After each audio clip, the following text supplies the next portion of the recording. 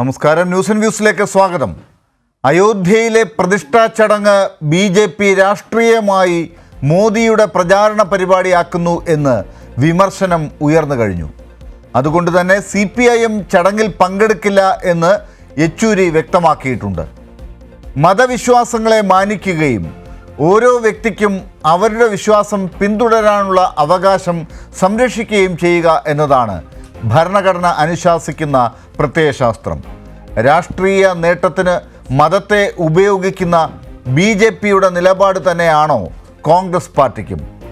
രാമക്ഷേത്ര പ്രതിഷ്ഠാ ചടങ്ങിൽ പങ്കെടുക്കില്ല എന്ന് CPIMനെ പോലെ തുറന്നു പറയാൻ കോൺഗ്രസിന് കഴിയാതെ പോകുന്നത് എന്തുകൊണ്ടാണ്?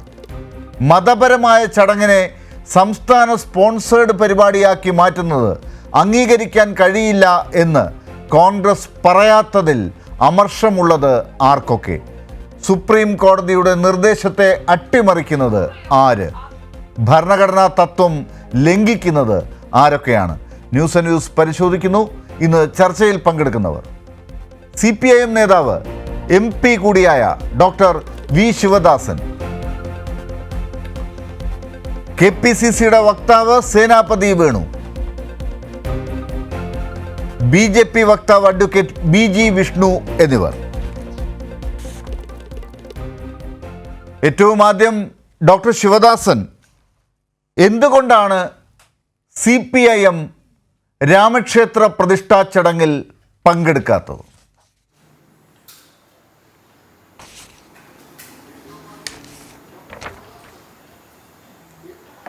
CPIMൻ്റെ പ്രഖ്യാപിത നിലപാട് രാഷ്ട്രീയ നേട്ടത്തിന് വേണ്ടി ക്ഷേത്രങ്ങളെയും മതാചാരങ്ങളെയും ഉപയോഗപ്പെടുത്താൻ പാടില്ല എന്നാണ്. BJP ഇപ്പോൾ ചെയ്തുകൊണ്ടിരിക്കുന്നത് ക്ഷേത്രങ്ങളെയും മതത്തെയും, വിശിഷ്യ രാമക്ഷേത്രത്തിൻ്റെ പേരിൽ നടത്തിക്കൊണ്ടിരിക്കുന്ന ക്യാമ്പയിൻ നമ്മയെല്ലാം കാണിക്കുന്നത് അവർ എത്രമാത്രം ഭരണ സംവിധാനങ്ങളെ അവരുടെ രാഷ്ട്രീയ നേതൃത്വത്തിന് വേണ്ടി ഉപയോഗിക്കുന്നു എന്നുള്ളതാണ്. നിങ്ങൾ അറിയേണ്ടത്, ഒരു ക്ഷേത്രം ഉദ്ഘാടനം ചെയ്യപ്പെടുന്നു എന്നുള്ളത് ആ വിശ്വാസികളായിട്ടുള്ള ആളുകളുടെ ഒരു ചടങ്ങായി നമ്മളതിനെ കാണാം. പക്ഷേ ഇവിടെ എന്താണ്, ഈ രാജ്യത്തിലെ സ്പെഷ്യൽ ട്രെയിനുകളെല്ലാം റദ്ദാക്കി അവരുടെ യാത്രാ സംവിധാനങ്ങളെല്ലാം നിഷേധിച്ച് BJPയുടെ അല്ലെങ്കിൽ RSSൻ്റെ ആളുകളുടെ താല്പര്യം മുൻനിർത്തിക്കൊണ്ട് എല്ലാ ട്രെയിനുകളും അവരുടെ ആളുകളെ കൊണ്ടുപോകുന്നതിന് വേണ്ടി ഉപയോഗപ്പെടുത്തുക എന്ന് പറഞ്ഞാൽ എത്രമാത്രം മോശപ്പെട്ട കാര്യമാണ്. എത്രയെത്ര ട്രെയിനുകളാണ് ഇപ്പോൾ നിർത്തലാക്കിയിട്ടുള്ളത്. ഡൽഹിയിലേക്ക് മലയാളിക്ക് പോകണമെങ്കിൽ തിരുവനന്തപുരം നിസാമുദ്ദീൻ എക്സ്പ്രസ് ഉണ്ടായിരുന്നു, സ്പെഷ്യൽ ട്രെയിൻ. ഇപ്പോഴുണ്ടോ? നിർത്തലാക്കിയില്ലേ? അത് മാത്രമാണോ നിർത്തലാക്കിയത്? എറണാകുളത്ത് നിന്ന് ഡൽഹിയിലേക്കുള്ള സ്പെഷ്യൽ ട്രെയിൻ നിർത്തലാക്കിയിരിക്കുന്നു. അപ്പം 100 കണക്കിന് ട്രെയിനുകൾ, അത് സർവീസുകൾ നിർത്തലാക്കി അതെല്ലാം ഈ പറയുന്ന ഒരു വിഭാഗം ആളുകൾക്ക് വേണ്ടി മാത്രമായി ഉപയോഗപ്പെടുത്തുകയാണ്. ഡൽഹിയിൽ ജോലിയുടെ ഇടവേളയിൽ വീട്ടിലേക്ക് വരണമെന്ന് ആഗ്രഹിക്കുന്ന ആളുകൾ, അല്ലെങ്കിൽ വിദ്യാർത്ഥികളായിട്ടുള്ള ആളുകൾ, അവരുടെ എല്ലാം യാത്രാ സംവിധാനങ്ങൾ മുഴുവൻ താറുമാറാക്കിക്കൊണ്ട് ഇപ്പോൾ ഇവരിങ്ങനെ റെയിൽവേ അട്ടിമറിക്കുന്നു. ഇനി മറ്റൊന്ന് നിങ്ങൾ അറിയണം, അയോധ്യയിൽ നിന്ന് ഡൽഹിയിലേക്ക് ഡയറക്റ്റ് ഫ്ലൈറ്റ് സർവീസ് 30-ാം തീയതി മുതൽ, ഡിസംബർ 30 മുതൽ ആരംഭിക്കുന്നതിന് വേണ്ടി എയർ ഇന്ത്യ തീരുമാനിച്ചിരിക്കുകയാണത്രേ. ഞാൻ ഓർമ്മപ്പെടുത്തുന്നത്, കാലിക്കറ്റ് എന്ന് പറഞ്ഞ ഒരു എയർപോർട്ട്, കാലിക്കറ്റ് എയർപോർട്ട് ഈ കേരളത്തിലുണ്ട്. ഈ കേരളം ഇന്ത്യയിലാണ്. കണ്ണൂരെന്ന ഒരു എയർപോർട്ട് ഈ നാട്ടിലുണ്ട്. ഞങ്ങളൊക്കെ എയർ ഇന്ത്യ സർവീസ് കണ്ണൂരിൽ നിന്ന് ഡയറക്റ്റ് ഡൽഹിയിലേക്ക് വേണം, ഡയറക്റ്റ് പല ഇടങ്ങളിലേക്ക് വേണമെന്ന് നിരന്തരം ആവശ്യപ്പെട്ടുകൊണ്ടിരിക്കുന്ന ആളുകളാണ്. എത്രയെത്ര പ്രസംഗങ്ങൾ, എത്രയെത്ര നിവേദനങ്ങൾ, എത്രയെത്ര പ്രമേയങ്ങൾ ഞങ്ങൾ പലരും കൊണ്ടുവരികയുണ്ടായി. എന്നിട്ട് ആ കണ്ണൂർ എയർപോർട്ടിൽ നേരത്തെ ഉണ്ടായിരുന്ന എയർ ഇന്ത്യയുടെ സർവീസ് കൂടി എടുത്തു കളഞ്ഞു. അതിനുശേഷം ഇപ്പോൾ കേൾക്കുന്ന എന്താണ്, daily service direct Delhi to Ayodhya ഇപ്പോൾ ആരംഭിക്കുന്നതിന് Air India group of company തീരുമാനിച്ചിരിക്കുകയാണ്. ഇവിടെ നമ്മൾ രണ്ടർത്ഥത്തിൽ കാണുകയാണ്. കണ്ണൂർ പോലുള്ള എയർപോർട്ടുകളോട് എടുക്കുന്ന സമീപനം എന്ത്? ഉദ്ഘാടനം ചെയ്യപ്പെടുന്നതിന് മുമ്പ് തന്നെ ഒരിടത്ത് കൊടുത്തുകൊണ്ടിരിക്കുന്ന സഹായവും പിന്തുണയും, സർക്കാരിൻ്റെ പിന്തുണയും നമ്മൾ അറിയുകയും ചെയ്യുകയാണ്. ഇത് ജനങ്ങൾക്കിടയിൽ വല്ലാത്ത രോഷത്തിന് കൂടി കാരണമാവുന്നുണ്ട് എന്നുള്ളത് ഞാൻ കൂട്ടിച്ചേർക്കുകയാണ്. അയോധ്യയിലെ ക്ഷേത്രത്തിൻ്റെ തുറന്നുകൊടുക്കലും അതിൻ്റെ ചടങ്ങുകളും എല്ലാം BJPയുടെ രാഷ്ട്രീയ നേട്ടത്തിന് വേണ്ടിയുള്ള വ്യാപകമായ ക്യാമ്പയിനുകളുടെ ഭാഗമാക്കി തീർക്കുന്നു. ഇന്ത്യയുടെ ഭരണ സംവിധാനത്തിൻ്റെ എല്ലാ ഘടകങ്ങളെയും എല്ലാ സംവിധാനങ്ങളെയും അവർ ഇതിനുവേണ്ടി ഉപയോഗപ്പെടുത്തുകയും ചെയ്യുന്നു എന്നുള്ളതാണ് അറിയാൻ കഴിയുന്ന കാര്യം. അവിടുത്തെ ഹോട്ടൽ ബുക്കിങ്ങുമായി ബന്ധപ്പെട്ട് അറിഞ്ഞിട്ടുള്ള കാര്യങ്ങൾ പത്രങ്ങളിൽ മാധ്യമങ്ങളിൽ പലതും റിപ്പോർട്ട് ചെയ്തിട്ടുള്ളതാണ്. ട്രെയിൻ സർവീസ് ഞാൻ പറഞ്ഞു, വിമാന സർവീസിൻ്റെത് ഞാൻ പറഞ്ഞു കഴിഞ്ഞു. ഇങ്ങനെ രാജ്യത്തെ സർക്കാരിൻ്റെ നേതൃത്വത്തിൽ എല്ലാ ഫണ്ടും എല്ലാ വിഭവങ്ങളും ഉപയോഗപ്പെടുത്തിക്കൊണ്ട് ഇത്തരത്തിലൊരു മാമാങ്കം സംഘടിപ്പിക്കുകയും ആ മാമാങ്കം എന്തിനു വേണ്ടി ജനങ്ങളുടെ മുഴുവൻ ശ്രദ്ധ അങ്ങോട്ട് കൊണ്ടുവന്ന് യഥാർത്ഥ വിഷയങ്ങളിൽ നിന്ന് തൊഴിലില്ലായ്മയുടെ, റെയിൽവേയിൽ നടക്കുന്ന യാത്രാ സംവിധാനമില്ലായ്മയുടെ, കൊള്ളയുടെ, എയർപോർട്ടുകളിലുള്ള ജനങ്ങളെ കൊള്ളയടിക്കുന്ന നികുതി ഭാരത്തിൻ്റെ ഒക്കെ പ്രശ്നങ്ങൾ നമ്മുടെ മുമ്പിൽ നിൽക്കുമ്പോൾ ആ ചർച്ചകളിലേക്കൊന്നും പോവാതെ അതിൽ നിന്ന് വഴിതിരിച്ചു വിടാനുള്ള ഒരു ഉപായമായിട്ട് അവർ ഇപ്പോൾ പറയാൻ പോകുന്ന ചടങ്ങിനെ മാറ്റുകയാണ്. ഇത് ഈ വർഷം തുടങ്ങിയതല്ലല്ലോ. 2 പതിറ്റാണ്ടിലേറെ കാലമായി അവരുടെ ക്യാമ്പയിൻ്റെ ഏറ്റവും പ്രധാനപ്പെട്ട ഒരു അജണ്ടയായിട്ട് ഈ രാമക്ഷേത്രം എന്നുള്ളതൊന്നും നിർത്തിയല്ലോ അവർ. ഇവിടുത്തെ തൊഴിലില്ലായ്മ ക്യാമ്പയിനായി വന്നു കഴിഞ്ഞാൽ അത് RSSനും BJPക്കും ഗുണം ചെയ്യുന്ന ഒന്നല്ല. ഇവിടുത്തെ യാത്രാ സംവിധാനങ്ങളെക്കുറിച്ചുള്ള വിഷയം എടുത്തു കഴിഞ്ഞാൽ അവർക്ക് ഗുണം ചെയ്യില്ല. അതുകൊണ്ട് റിയൽ ഇഷ്യൂസിനെ മാറ്റി നിർത്തുക, എന്നിട്ട് ആ വിഷയങ്ങൾക്ക് പകരമായി മറ്റ് ചില വിഷയങ്ങളെ മുന്നോട്ട് കൊണ്ടുവന്ന് ജനങ്ങളുടെ ചർച്ചയെ വഴിതിരിച്ചു വിടാനുള്ള ബോധപൂർവമായ ശ്രമമാണ് രാജ്യത്ത് BJP നടത്തിക്കൊണ്ടിരിക്കുന്നത് എന്നുള്ള തിരിച്ചറിഞ്ഞുകൊണ്ട് തന്നെയാണ് സീതാറാം യെച്ചൂരി CPIMൻ്റെ പോളിറ്റ് ബ്യൂറോ വളരെ കൃത്യമായിട്ടുള്ള സ്റ്റേറ്റ്മെൻറ്റ് പുറപ്പെടുവിച്ചിട്ടുള്ളത്. ഞങ്ങൾ ഈ പരിപാടിയിൽ പങ്കെടുക്കുന്നില്ല എന്നുള്ള പ്രഖ്യാപനം. ഈ രാജ്യത്ത് മതനിരപേക്ഷത നിലനിൽക്കണം. എല്ലാ വിഭാഗത്തിൽപ്പെട്ടവർക്കും, ഹിന്ദുവിനും മുസൽമാനും ക്രിസ്ത്യാനിക്കും എല്ലാം അവരുടെ ആരാധനാലയങ്ങൾ സംരക്ഷിക്കാനുള്ള അവകാശമുണ്ടാവണം. എല്ലാ മതവിശ്വാസികൾക്കും അവരുടെ ആരാധനാലയങ്ങളിൽ പ്രാർത്ഥന നടത്തുന്നതിനുള്ള അവസരമുണ്ടാവണം. ഒരു മതത്തിലും വിശ്വസിക്കാത്തവർക്ക് അത്തരത്തിൽ ജീവിക്കാനുള്ള സാഹചര്യവും ഈ ഇന്ത്യയിൽ ഉണ്ടാവണം എന്ന് ആഗ്രഹിക്കുന്ന പാർട്ടിയാണ് CPIM. അതുകൊണ്ട് തന്നെ ഒരു രാഷ്ട്രീയ ക്യാമ്പയിനായി ഒരു മത ആരാധനാലയത്തെ മാറ്റി തീർക്കുന്നതിനോട് ഞങ്ങൾക്ക് അശേഷം യോജിപ്പില്ല എന്നുള്ള പ്രഖ്യാപനം കൂടിയാണ് ഈ ക്ഷണം നിരസിച്ചതിലൂടെ ഞങ്ങൾ വ്യക്തമാക്കി. സേനാപതി വേണു, കോൺഗ്രസ് വക്താവ് കൂടി ചർച്ചയിലേക്ക് എത്തുന്നു. ശ്രീ സേനാപതി വേണു, എത്ര ക്ലാരിറ്റിയോടുകൂടിയാണ്, വളരെ വ്യക്തമായി വിശദീകരിച്ചുകൊണ്ട് തന്നെയാണ് Shri doctor V Sivadasan MP CPIMൻ്റെ നിലപാട് ഇവിടെ പറഞ്ഞത്, ഈ ചർച്ചയിൽ പറഞ്ഞത്? ഈ രാമക്ഷേത്ര പ്രതിഷ്ഠാ ചടങ്ങിൽ കോൺഗ്രസിൻ്റെ നിലപാട് എന്താണെന്നുള്ളത് വ്യക്തമായി പറയാൻ താങ്കൾക്ക് ഈ ചർച്ചയിൽ കഴിയുമോ? തീർച്ചയായും. ഇവിടെ സീതാറാം യെച്ചൂരി അദ്ദേഹത്തിന്റെ നിലപാട് വ്യക്തമാക്കി കഴിഞ്ഞു. അദ്ദേഹം ഈ ക്ഷേത്ര പ്രതിഷ്ഠാ ചടങ്ങിലേക്ക് പോവില്ല എന്നുള്ളത്. അല്ലെങ്കിലും സീതാറാം യെച്ചൂരി പോകാൻ പാടില്ല. അത് മറ്റൊന്നുമല്ല, സീതാറാം യെച്ചൂരി ഞാൻ മനസ്സിലാക്കിയെടുത്തോളം നാസ്തികനാണ്. അദ്ദേഹം ദൈവവിശ്വാസിയല്ല. അപ്പോൾ ദൈവവിശ്വാസി അല്ലാത്ത ഒരാള് ക്ഷേത്രപ്രതിഷ്ഠ ചടങ്ങിൽ, അത് അദ്ദേഹം മാത്രമല്ല ഒരു കമ്മ്യൂണിസ്റ്റുകാരനും പോകാൻ പാടില്ല എന്നുള്ളതാണ് എൻ്റെ വ്യക്തിപരമായ അഭിപ്രായം. കാരണം കമ്മ്യൂണിസ്റ്റ് പ്രത്യയശാസ്ത്രത്തിന്റെ അടിത്തറ എന്ന് പറയുന്നത് അത് ഡയലക്റ്റിക് മെറ്റീരിയലിസം. സേനാപതി വേണു, ഭൗതികവാദത്തിൽ CPIMൻ്റെ കമ്മ്യൂണിസ്റ്റ് പാർട്ടിയുടെ അല്ലെങ്കിൽ ഡയലക്റ്റിക്കൽ മെറ്റീരിയലിസത്തിന്റെ അർത്ഥം ശ്രീ സേനാപതി വേണുവിൽ നിന്ന് അറിയാനല്ല നമ്മൾ ഈ ചർച്ച വച്ചിരിക്കുന്നത്. കോൺഗ്രസ് പാർട്ടിയുടെ ഈ രാമക്ഷേത്ര പ്രതിഷ്ഠാ ചടങ്ങിൽ പങ്കെടുക്കാത്തത് എന്തുകൊണ്ട് എന്നുള്ളതിനെക്കുറിച്ച്, അല്ലെങ്കിൽ പങ്കെടുക്കുന്നുണ്ടോ ഇല്ലയോ എന്നുള്ളതിനെക്കുറിച്ചുള്ള നിങ്ങളുടെ നിലപാട് എന്താണ് എന്നുള്ളതൊന്ന് വിശദീകരിക്കാമോ? ഞാൻ അങ്ങോട്ടാണല്ലോ വരുന്നത് ലാലെ, എന്നെ പറയാൻ അനുവദിക്കുക. അപ്പോ അത് തന്നെയാണ് ഞാൻ പറഞ്ഞത്. അപ്പം ഞങ്ങൾ പങ്കെടുക്കുന്നു, കോൺഗ്രസ് പങ്കെടുക്കും, CPM പങ്കെടുക്കുക എന്ന് പറഞ്ഞാൽ അവിശ്വാസികൾ പങ്കെടുക്കേണ്ടതില്ല. ഇനി കോൺഗ്രസ് പങ്കെടുക്കുമോ എന്നുള്ളതാണ്. അതിന് എനിക്ക് ഒരു 2 മിനിറ്റ് സമയം. താങ്കൾ കാര്യമായിട്ടാണോ പറഞ്ഞത്? അവിശ്വാസികൾ മാത്രമാണ് ഈ കമ്മ്യൂണിസ്റ്റ് പാർട്ടിക്ക് വോട്ട് ചെയ്യുന്നവർ അല്ലെങ്കിൽ കമ്മ്യൂണിസ്റ്റ് പാർട്ടിയിൽപ്പെട്ടവർ എന്നാണോ താങ്കൾ വിശ്വസിച്ച് വെച്ചിരിക്കുന്നത്? വിശ്വാസികൾ ആരും അതിന്റെ കൂടെ ഇല്ല എന്ന് ഞാൻ പറഞ്ഞില്ല. പക്ഷെ സീതാറാം യെച്ചൂരിയെ പോലെ ഒരാള് ഞാൻ തീർച്ചയായിട്ടും വിശ്വസിക്കുന്നത് അദ്ദേഹം നാസ്തികൻ തന്നെയാണ്. സീതാറാം യെച്ചൂരിയുടെ കാര്യം ഞാൻ താങ്കൾ ചോദിച്ചില്ലല്ലോ. ഞാൻ ചോദിച്ചത് എന്താണ് കോൺഗ്രസ് പാർട്ടിയുടെ നിലപാട് എന്താണ്, ഇതാണ് ചോദിച്ചത്. ഞാൻ അതാണെന്നേ പറഞ്ഞു വന്നത്. ഞാൻ അങ്ങോട്ടാ വരുന്നത്. ഇപ്പൊ പണ്ഡിറ്റ് ജവഹർലാൽ നെഹ്റു ജീവിച്ചിരിക്കുന്ന ഒരു കാലഘട്ടത്തിൽ നെഹ്റുവിനെയാണ് ഇതിന് ക്ഷണിക്കുന്നതെങ്കിൽ തീർച്ചയായും നെഹ്റു അതിനകത്ത് ഒറ്റ ഒപ്പീനിയൻ പറയും, ഞാൻ അങ്ങനെ ഒരു ക്ഷേത്രത്തിന്റെ പ്രതിഷ്ഠയിലും വരുന്നയാളല്ല. കാരണം അദ്ദേഹം നാസ്തികനായിരുന്നു. ഇവിടെ അങ്ങ് ചോദിച്ചൊരു ചോദ്യം, ഞാൻ അതിന്റെ നേരെ ഉത്തരത്തിലേക്ക് വരികയാണ്. ഇന്ത്യൻ നാഷണൽ കോൺഗ്രസ് പ്രസ്ഥാനത്തിന്റെ നിലപാട് ഈ കാര്യത്തിൽ എന്താണ്? ലാലെ നമ്മൾ മനസ്സിലാക്കണം, ഇവിടെ ഡോക്ടർ സൂചിപ്പിച്ചതുപോലെ, ശിവദാസൻ സൂചിപ്പിച്ചതുപോലെ, കഴിഞ്ഞ 20 വർഷമായി, അതായത് 1992 ഡിസംബർ 6 ബാബറി മസ്ജിദ് നശിപ്പിക്കപ്പെട്ടതിന് ശേഷം കഴിഞ്ഞ 2 പതിറ്റാണ്ട് കാലത്തെ വലിയ കോടതി വ്യവഹാരമാണ് അത്.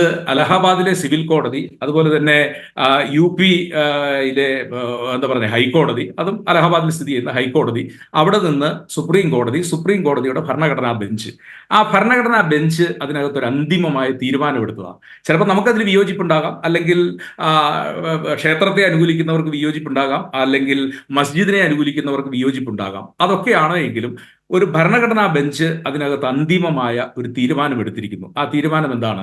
ക്ഷേത്രം പണിയാൻ നിശ്ചിതമായ സ്ഥലവും മസ്ജിദ് പണിയാൻ നിശ്ചിതമായ സ്ഥലവും. ആ നിശ്ചിതമായ സ്ഥലത്ത് പണിതിരിക്കുന്ന ക്ഷേത്രം, ആ ക്ഷേത്രം പണിതിരിക്കുന്നതും, ആ ക്ഷേത്രം ഇപ്പോൾ പണിതിന് ശേഷം ആ ക്ഷേത്രം പണിതിരിക്കുന്ന ട്രസ്റ്റാണ് ക്ഷണിച്ചിരിക്കുന്നത്. BJP ക്ഷണിച്ചാൽ ഞങ്ങൾ പോകത്തില്ല, RSS ക്ഷണിച്ചാൽ ഞങ്ങൾ പോകത്തില്ല, വിശ്വ ഹിന്ദു പരിഷത്ത് ക്ഷണിച്ചാൽ ഞങ്ങൾ പോകത്തില്ല, പഴയ ജനസംഘത്തിന്റെ ആളുകൾ ക്ഷണിച്ചാൽ ഞങ്ങൾ പോകത്തില്ല. പക്ഷേ ഇപ്പോ കോടതി സെറ്റിലാക്കിയ, അല്ലെങ്കിൽ എന്താ പറഞ്ഞ തീർപ്പ് കൽപ്പിച്ച ഒരു ഉത്തരവ്, ആ ഉത്തരവിനെ സംബന്ധിച്ച് ഇരു കൂട്ടരും അത് പാലിക്കാൻ ബാധ്യസ്ഥരാണ്. ഞാൻ തിരിച്ചൊരു ചോദ്യം കൂടെ ചോദിച്ചു. ശരി, അങ്ങനെയാണെങ്കിൽ ശ്രീ സേനാപതി വേണു, താങ്കൾ പറഞ്ഞു വരുന്നത് ഈ ട്രസ്റ്റ് ക്ഷണിച്ചത് കൊണ്ട് പോകാം അല്ലെങ്കിൽ പോകും എന്നൊക്കെയാണ്. പക്ഷെ ഇതെന്തുകൊണ്ടാണ് കോൺഗ്രസിന്റെ അധ്യക്ഷൻ മല്ലികാർജുൻ ഖാർഗെ ഇതിനകം വ്യക്തമാക്കാത്തത്? സോണിയാഗാന്ധി ഇക്കാര്യത്തിൽ കോൺഗ്രസിന്റെ അഭിപ്രായം ഇതാണ്, ഞങ്ങൾ പോകും എന്ന് പറയാത്തത്? ഇതെന്തുകൊണ്ടാണ് കേരളത്തിലെ കോൺഗ്രസ് പാർട്ടിയുടെ നേതാവായ ശ്രീ VD സതീശൻ ഇന്ന് മാധ്യമങ്ങൾ ഈ ചോദ്യം ചോദിച്ചപ്പോൾ ഞാൻ അങ്ങനെ കണ്ടിട്ടേ ഇല്ല, എനിക്കത് അറിയില്ല അവിടുത്തെ കാര്യം എന്താണെന്നുള്ളത്. അദ്ദേഹം പത്രം വായിക്കുന്നുണ്ടോ ഇല്ലയോ എന്നുള്ളത് എനിക്കറിയില്ല, പത്രം വായിക്കാത്ത ആളാണെന്നുള്ളത് എനിക്കറിയില്ല. അദ്ദേഹം ഈ കാര്യങ്ങൾ മനസ്സിലാക്കാതെ പോകുന്നത് എന്തുകൊണ്ടാണ്? ഇതിങ്ങനെ ഒരു അവ്യക്തത എന്തുകൊണ്ടാണ്?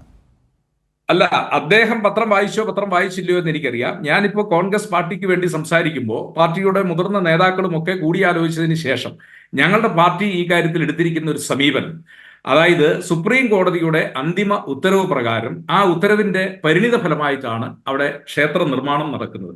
ആ ക്ഷേത്ര നിർമ്മാണം നടക്കുന്നിടത്തേക്ക് ആ ക്ഷേത്രത്തിന്റെ ചുമതലയിലുള്ള ട്രസ്റ്റിന്റെ ആളുകൾ വിളിച്ചാൽ പ്രതിനിധിയെ അയക്കണമോ എന്നുള്ള കാര്യം അന്തിമമായി കോൺഗ്രസ് പാർട്ടി തീരുമാനിച്ചിട്ടില്ല. കാരണം 6000 ആളുകളെ, പ്രതിനിധികളെ ക്ഷണിക്കുന്നു എന്നുള്ളതാണ്. പക്ഷേ ഞാൻ മനസ്സിലാക്കുന്നത് ഈ എന്താ പറയുക ക്ഷേത്രത്തിന്റെ പ്രതിഷ്ഠാ ചടങ്ങിലേക്ക് കോൺഗ്രസ് പാർട്ടിയെ അല്ല ഔദ്യോഗികമായിട്ട് ക്ഷണിച്ചിട്ടുള്ളത്, ചില നേതാക്കളെയൊക്കെയാണ് ക്ഷണിച്ചിട്ടുള്ളത്. അല്ല, അപ്പൊ അങ്ങനെയാണെങ്കിൽ കോൺഗ്രസ് പാർട്ടിയിൽപ്പെട്ട ആളുകൾ അതിനകത്ത് പോകണമോ വേണ്ടയോ എന്നുള്ളതിനെ കുറിച്ച് കോൺഗ്രസിന് ഒരു നിലപാട് വേണമല്ലോ. ആ കാര്യത്തെ കുറിച്ചാണ് എന്റെ ചോദ്യം. അവിടെ നോക്കൂ ഒറ്റ മിനിറ്റ് ശ്രീ സേനാപതി വേണു, ഈ കോൺഗ്രസ് പാർട്ടിയുമായി ഒരുമിച്ച് നിൽക്കുന്ന മുസ്ലിം ലീഗിനെ പോലെയുള്ള പാർട്ടികൾക്ക് ഇക്കാര്യത്തിൽ വ്യക്തമായ ഒരു നിലപാടുണ്ട് എന്നാണ് ഞാൻ മനസ്സിലാക്കുന്നത്. അല്ലെങ്കിൽ ഇന്നിപ്പോ ശ്രീ കാന്തപുരത്തെ പോലെയുള്ള ആളുകൾ പറഞ്ഞിട്ടുണ്ട്. എന്താണ് കോൺഗ്രസിന്റെ നിലപാടെന്നുള്ളത് അറിയാൻ ഞങ്ങൾക്ക് താല്പര്യമുണ്ട്, അത് അറിഞ്ഞിട്ട് വേണം ഞങ്ങൾക്ക് ചില തീരുമാനങ്ങളിലേക്ക് പോകാനെന്ന് അവരൊക്കെ പറഞ്ഞിട്ടുണ്ട്. അപ്പോൾ ഈ കാര്യത്തിൽ ഇപ്പോഴും താങ്കൾ സുപ്രീം കോടതിയുടെ വിധി പറയുന്നതല്ലാതെ, കോൺഗ്രസിന്റെ ചില നേതാക്കളെ മാത്രമാണ് ഇതിനകത്തേക്ക് ക്ഷണിച്ചത് എന്ന് പറയുന്നതല്ലാതെ, ഇക്കാര്യത്തിൽ CPM പറഞ്ഞതുപോലെ മതത്തെ രാഷ്ട്രീയമായി ഉപയോഗിക്കുന്നത് കൊണ്ട് ഞങ്ങൾ അതിനകത്തേക്ക് പോകുന്നില്ല, അല്ലെങ്കിൽ ഞങ്ങൾ മതത്തെ രാഷ്ട്രീയമായി ഉപയോഗിക്കുന്നതിനെതിരല്ല, ഞങ്ങൾ പോകുന്നുണ്ട്, ഇതിൽ രണ്ടിലേതെങ്കിലും ഒന്ന് പറയാൻ നിങ്ങൾക്ക് ഇത്ര കാലതാമസം എന്തുകൊണ്ടാണ് എന്ന് രാഷ്ട്രീയമായൊരു ചോദ്യം ഉയരില്ലേ? അതിനൊരു രാഷ്ട്രീയമായ മറുപടി വേണ്ടേ? അല്ല, രാഷ്ട്രീയമായ മറുപടി അല്ലാതെ ലാല് ചോദിച്ച ചോദ്യത്തിന് ഇപ്പോ മന്ദിറും മസ്ജിദും അത് രണ്ടും പണിയാനുള്ള അനുമതിയുണ്ട്, രണ്ടും പണിയുന്നു. ആദ്യം മന്ദിരമാണ് അല്ലെങ്കിൽ അമ്പലമാണ് പൂർത്തീകരിച്ചിട്ടുള്ളത്. ഞാൻ തിരിച്ചൊരു ചോദ്യം ചോദിക്കുന്നു. നാളെ മസ്ജിദ് പൂർത്തീകരിച്ചതിന് ശേഷം ആ മസ്ജിദിന്റെ ഉദ്ഘാടനത്തിന് എന്താ പറഞ്ഞ അവിടുത്തെ വഖഫ് ബോർഡ് ക്ഷണിച്ചു കഴിഞ്ഞാൽ എന്തായിരിക്കും ഈ സീതാറാം യെച്ചൂരിയുടെയും CPM-ന്റെയും? അപ്പോൾ താങ്കൾ ഇപ്പോൾ ഈ മറുപടി കൊടുക്കുന്നത് കാന്തപുരത്തിനാണോ മുസ്ലിം ലീഗിനാണോ അതോ വേറെ ആർക്കെങ്കിലും ആണോ? ഇത് ആർക്കുള്ള മറുപടിയാണ് താങ്കൾ ഈ പറഞ്ഞുകൊണ്ടിരിക്കുന്നത്? ഞാനിപ്പോ സീതാറാം യെച്ചൂരി പറഞ്ഞിരിക്കുന്നു ഞങ്ങൾ ക്ഷേത്ര പ്രതിഷ്ഠയുമായി ബന്ധപ്പെട്ട് അവിടെ പോവില്ല. ഞങ്ങൾ തിരിച്ചൊരു ചോദ്യം ചോദിക്കുന്നു. മസ്ജിദ് നാളെ ഉയരുമ്പോൾ അത് ഇപ്പൊ ഒരു കൊല്ലം അല്ലെങ്കിൽ ഇല്ല, 2 കൊല്ലം സീതാറാം യെച്ചൂരി വളരെ വ്യക്തമായി മറ്റൊരു കാര്യം കൂടി പറഞ്ഞിട്ടുണ്ട്. ഉദ്ഘാടനത്തിന് കോൺഗ്രസ് പാർട്ടിയുടെ കാര്യം അത് കോൺഗ്രസ് പാർട്ടി തീരുമാനിക്കട്ടെ, ഞാൻ അഭിപ്രായം പറയുന്നില്ല എന്നാണ്. നിങ്ങൾക്ക് CPM പോലൊരു പാർട്ടി വ്യക്തമായ ഒരു അഭിപ്രായം പറഞ്ഞതിനുള്ള ഒരു വിഷമം എന്തിനാണ്? നിങ്ങൾക്ക് തീരുമാനിക്കാൻ പറ്റാത്തതിന് CPM-നെയും സീതാറാം യെച്ചൂരിയും എന്തിനാണ് ഇങ്ങനെ കുറ്റപ്പെടുത്തിക്കൊണ്ടിരിക്കുന്നത്? നിങ്ങൾ എന്തുകൊണ്ടാണ് ഈ കാര്യത്തിൽ ഒരു തീരുമാനം പറയാത്തത്? ഇന്ന് പോലും നിങ്ങൾക്ക് പറയാൻ പറ്റാത്തത് എന്തുകൊണ്ടാണ്? അല്ലെങ്കിൽ താങ്കൾ പറയുന്ന ഉത്തരം ആർക്കുള്ളതാണ്? മുസ്ലിം ലീഗിനാണോ അതോ കാന്തപുരത്തിനാണോ? താങ്കൾ ഇവരോടാണോ പറഞ്ഞുകൊണ്ടിരിക്കുന്നത്? അല്ല, ഞങ്ങൾ ഇവരോട് ആരോടുമല്ല പറഞ്ഞത്. ഞങ്ങൾ പറയുന്നത് വളരെ സുവ്യക്തമായ മറുപടി. അതായത് രാമജന്മ ക്ഷേത്ര ട്രസ്റ്റ്, ആ ട്രസ്റ്റ് ക്ഷേത്രത്തിന്റെ ഉദ്ഘാടനത്തിനായിട്ട് വിളിച്ചിട്ടുണ്ട് എങ്കിൽ നിശ്ചയമായിട്ടും കോൺഗ്രസ് പാർട്ടിയുടെ പ്രതിനിധി അതിനകത്ത് പോയിരിക്കും. അത് ഇന്നയാള് പോകും. അതെ, അപ്പൊ സേനാപതി വേണു അതിനോട് പോയിരിക്കും എന്ന് പറയുമ്പോ അത് കോൺഗ്രസ് പാർട്ടി അംഗീകരിക്കുന്നുണ്ടോ എന്ന് കോൺഗ്രസ് പാർട്ടിയുടെ പരമോന്നത നേതൃത്വം അത് മാധ്യമങ്ങളോട് പറയേണ്ടിയിരുന്നു. അത് ഇന്നും നടന്നിട്ടില്ല എന്നതാണ് നിങ്ങളുടെ പാർട്ടി ഇത്തരം ഒരു കാര്യത്തിൽ കളിക്കുന്ന ഒരു ഒളിച്ചു കളിയെ കുറിച്ച് പറയേണ്ടി വരുന്നത്. ഇത് തന്നെയാണ് നാളെ നേരം വെളുക്കുമ്പോഴല്ല പ്രതിഷ്ഠ. അത് ജനുവരി 22-നാണ് പ്രതിഷ്ഠ. നാളെ നേരം വെളുക്കുമ്പോഴല്ല. അപ്പോ സീതാറാം യെച്ചൂരി CPM-ന് വേണ്ടി വളരെ നേരത്തെ തീരുമാനിച്ചു കളഞ്ഞു എന്നാണോ? നാളെ ഇന്ന് പറയേണ്ടിയിരുന്നില്ല എന്നാണോ? അവർ വളരെ വ്യക്തമായി ഞങ്ങളുടെ പാർട്ടിക്ക് ഇങ്ങനെ ഒരു ഭരണഘടനയെ അനുശാസിക്കുന്ന കാര്യങ്ങൾ ചെയ്യാനുള്ള ഒരു നിലപാടുണ്ട് എന്ന് അവർ പറഞ്ഞത് നേരത്തെ ആയിപ്പോയി. ഇത് പറയേണ്ടതില്ല എന്നാണോ നിങ്ങൾ പറയുന്നത്? ഒരിക്കലുമല്ല. അല്ല, ഞങ്ങൾ സുപ്രീം കോടതിയുടെ വിധിയെ മാനിക്കുന്നവരായതുകൊണ്ട് സുപ്രീം കോടതി എടുത്തിരിക്കുന്ന അന്തിമ തീരുമാന പ്രകാരം അവിടെ ക്ഷേത്രത്തിന്റെ നിർമ്മാണം നടക്കുന്നു, നാളെ മസ്ജിദിന്റെ നിർമ്മാണം നടക്കുന്നു. ഈ 2 നിർമ്മാണത്തിലും ആ നിർമ്മാണങ്ങൾ നടത്തുന്ന ക്ഷേത്ര കമ്മിറ്റിയും മസ്ജിദിന്റെ കമ്മിറ്റിയും അവർ വിളിച്ചു കഴിഞ്ഞാൽ നിശ്ചയമായും കോൺഗ്രസ് പാർട്ടിയുടെ പ്രതിനിധി പോയിരിക്കും. അങ്ങനെയാണെങ്കിൽ സുപ്രീം കോടതി മറ്റൊരു കാര്യം പറഞ്ഞിട്ടുണ്ട്. ശ്രീ സേനാപതി വേണു, ഒരു fundamental principle of governance in India as reiterated by the Supreme Court is that the state in India under the constitution should have no religious affiliation. ഇന്ത്യയിലെ ഒരു സ്റ്റേറ്റ് എന്ന് പറയുമ്പോൾ ഇന്ത്യയിലെ സംസ്ഥാനങ്ങളെക്കുറിച്ചല്ല, ഇന്ത്യൻ സ്റ്റേറ്റിന് അല്ലെ ഇന്ത്യ മഹാരാജ്യത്തിന് ഭരണഘടന അനുശാസിക്കുന്നത് പോലെ മുന്നോട്ട് പോവുകയാണെങ്കിൽ ഒരു മതത്തിനോടുമുള്ള അഫിലിയേഷൻ കാണിക്കാൻ പാടില്ല എന്നാണ്. ഒരു മതത്തിൻ്റെ മാത്രം പ്രതിഷ്ഠാ ചടങ്ങിന് ഇങ്ങനെ സർക്കാരിൻ്റെ സ്പോൺസർഷിപ്പ് ഉണ്ടാകാൻ പാടില്ല എന്നാണ്. അതിനോട് നിങ്ങൾക്കൊരു അഭിപ്രായമില്ലാത്തത് എന്തുകൊണ്ടാണ്? അല്ല, സർക്കാരിന്റെ സ്പോൺസർഷിപ്പിനെ ഞങ്ങൾ സമ്പൂർണമായി എതിർക്കുന്നു. എവിടെ എതിർത്തു? നിങ്ങൾ ആ കാര്യത്തെ കുറിച്ച് ഒരു വാക്ക് പറഞ്ഞിട്ടില്ല ഇതുവരെ. ഞങ്ങൾ വളരെ സുവ്യക്തമായി ഞങ്ങൾ ആ കാര്യത്തിൽ നിലപാട് സ്വീകരിച്ചതാണ്. ആ നിലപാട് എവിടെയാണ് സ്വീകരിച്ചത്?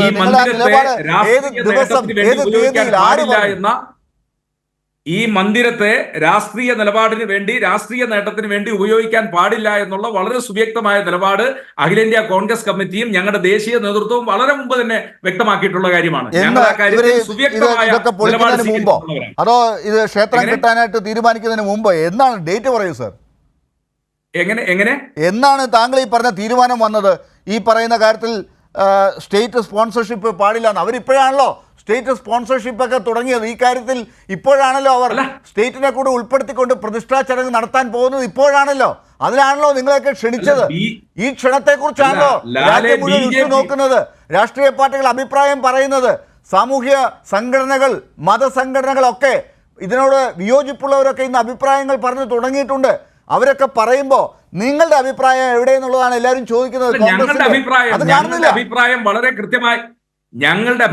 വളരെ കൃത്യമായി ഞങ്ങൾ പറഞ്ഞല്ലോ. സ്റ്റേറ്റ് ഒരു മതത്തെയും സ്പോൺസർ ചെയ്യുന്നില്ല, അതുപോലെ തന്നെ ഒരു മതത്തെയും എതിർക്കാനും പാടില്ല എന്നുള്ളതും ഭരണഘടനയിൽ എഴുതി വെച്ചിരിക്കുന്ന ഒരു കാര്യമാണ്. അപ്പൊ അതുകൊണ്ട് തന്നെ ഞങ്ങളൊരു ക്ഷേത്രം അവിടെ നിർമ്മിച്ചു. ആ ക്ഷേത്രം നിർമ്മിച്ചത് കോടതിയുടെ ഉത്തരവിന്റെ അടിസ്ഥാനത്തിൽ, അതും സുപ്രീം കോടതിയുടെ ഉത്തരവിന്റെ അടിസ്ഥാനത്തിൽ നിർമ്മിച്ചിരിക്കുന്നു.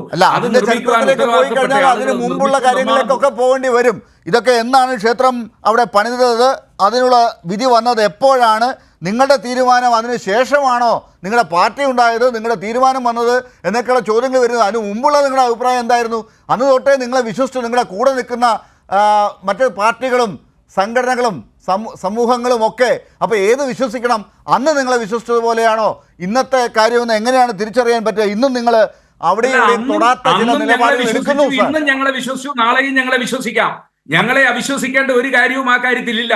ഞങ്ങൾ അതിൻ്റെ അകത്ത് വളരെ സുവ്യക്തമായ നിലപാടുകൾ. ഈ അയോധ്യയിലെ ക്ഷേത്രം ഞങ്ങളാണ് പണിതത് എന്ന അവകാശവാദവുമായി നിങ്ങളുടെ നേതാക്കൾ ഈ കഴിഞ്ഞ തെരഞ്ഞെടുപ്പിൽ മധ്യപ്രദേശിലും രാജസ്ഥാനിലുമൊക്കെ അവിടെ പോയി പ്രചരണം നടത്തി എന്നുള്ളതാണ് BJP ഇപ്പോൾ പറഞ്ഞുകൊണ്ടിരിക്കുന്നത്. അത് നിങ്ങൾ കേൾക്കുന്നുണ്ടോ? അല്ല, അത് നിങ്ങൾ പ്രചരിപ്പിക്കുന്ന ഞാനല്ല, BJP. ഞങ്ങളുടെ ഒരു നേതാവും മധ്യപ്രദേശിലെ തെരഞ്ഞെടുപ്പ് പ്രചരണ രംഗത്ത് ഞങ്ങൾ അയോധ്യയിൽ ക്ഷേത്രം പണിതുവെന്ന് മധ്യപ്രദേശിലെ കോൺഗ്രസിന്റെ ഒരു നേതാവും പ്രചരിപ്പിച്ചിട്ടില്ല.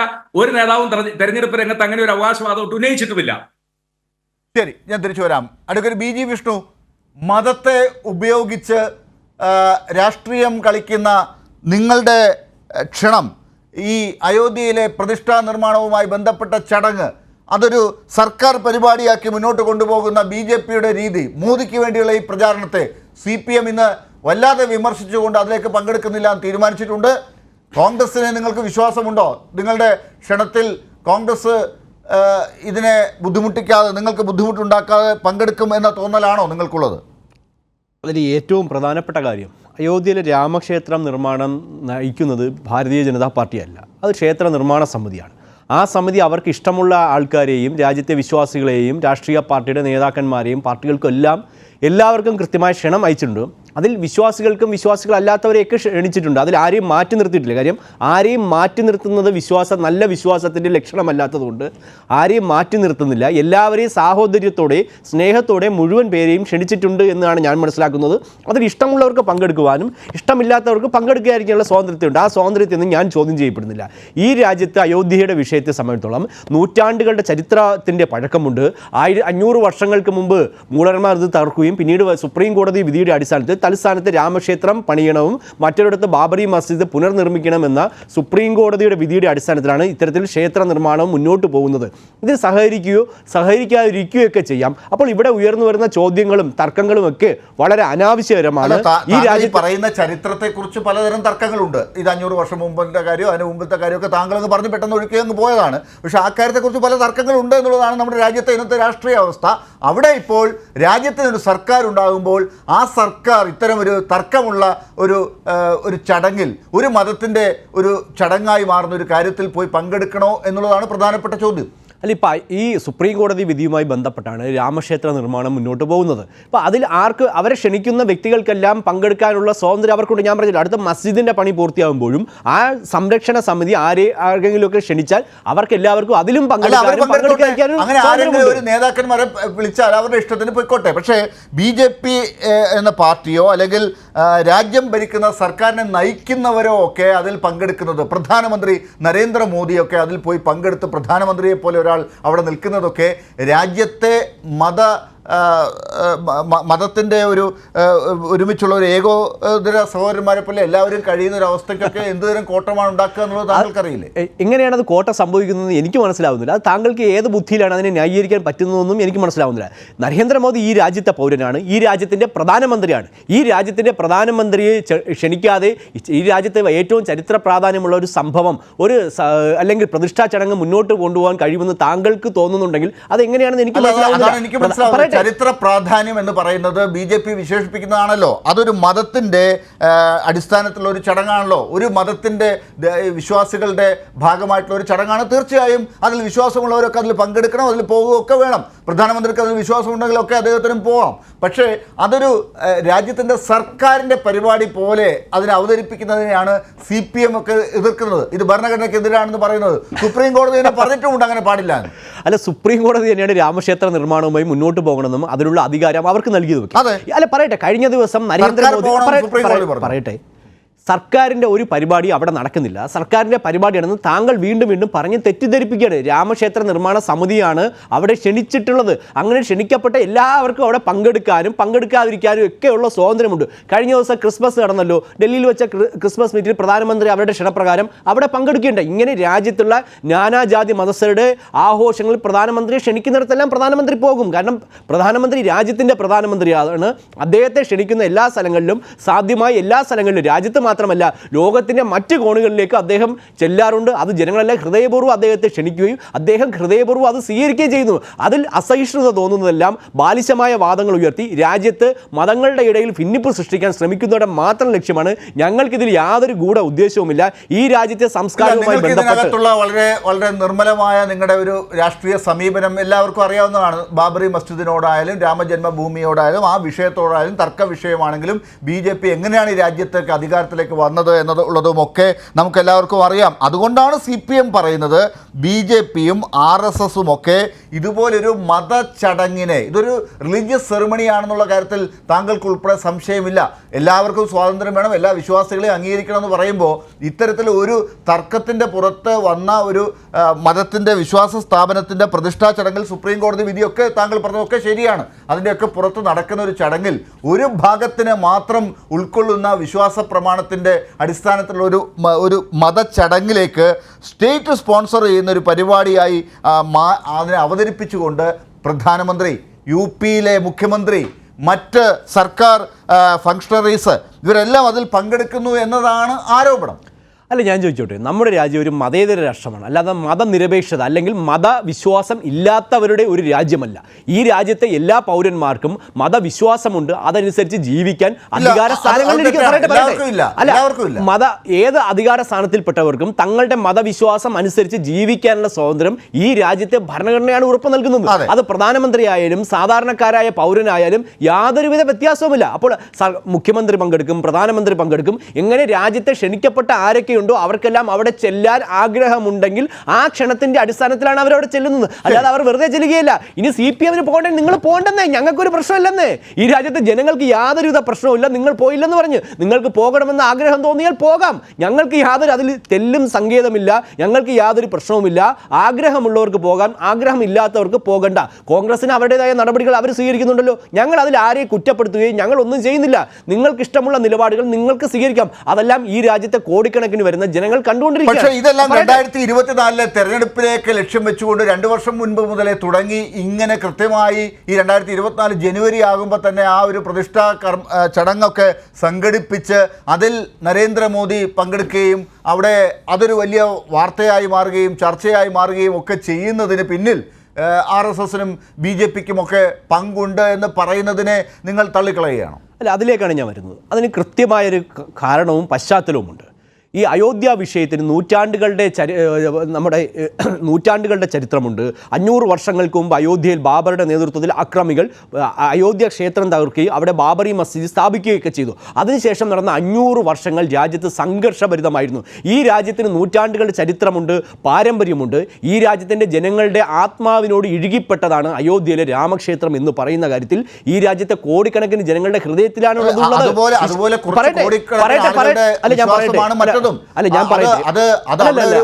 പള്ളി ഉണ്ടായിരുന്നു എന്നുള്ള കാര്യത്തിലെ കുറിച്ചും താങ്കൾക്ക് തർക്കമൊന്നുമില്ല. ഞാൻ പറയട്ടെ, അങ്ങനെ അതാണ് താങ്കൾ മറ്റൊരു ചരിത്രത്തിന്റെ കാര്യം പറഞ്ഞിട്ട് ഇപ്പോ തർക്ക വിഷയമായി കോടതിക്ക് മുമ്പിൽ വന്ന് കോടതി രണ്ടും നിഷേധിച്ചിട്ടില്ല.